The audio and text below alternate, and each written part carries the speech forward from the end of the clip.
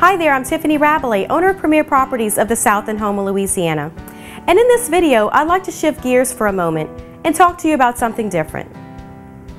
You see, things are not always what they appear to be. Take, for instance, movies.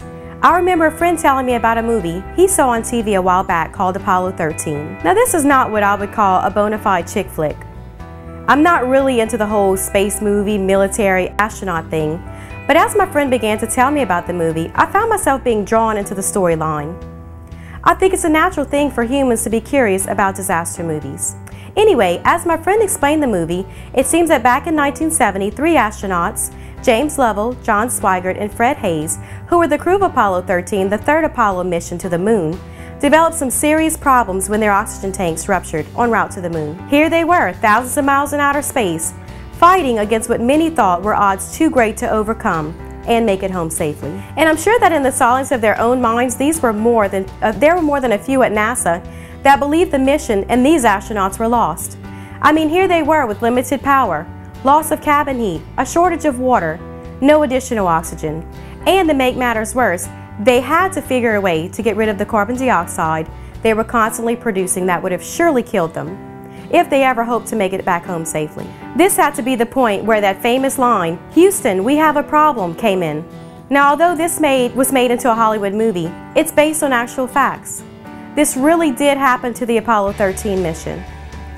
Now, you've got to think that there were many times during the course of that mission where these men found themselves thinking, this is a hopeless cause. There had to have been times when they lost all hope of returning to Earth and the life they had left. This kind of catastrophe had never been experienced by any previous mission.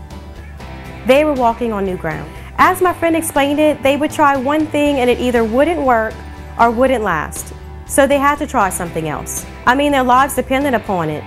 As my friend continued with the story, I couldn't help but think how these 3 brave men must have had a tremendous will to succeed, and doing it all on faith. But you know, the will to succeed against huge odds is the history of America. Throughout history, America has faced one huge problem after another, each of such magnitude that no one, certainly not history, would have ever blamed us if we would have failed. But we didn't. We always seemed to find a way. The most creative minds always seemed to rise to the top to show the way. And then I thought, you know, this is a lot like what we're facing today in the Gulf of Mexico oil spill.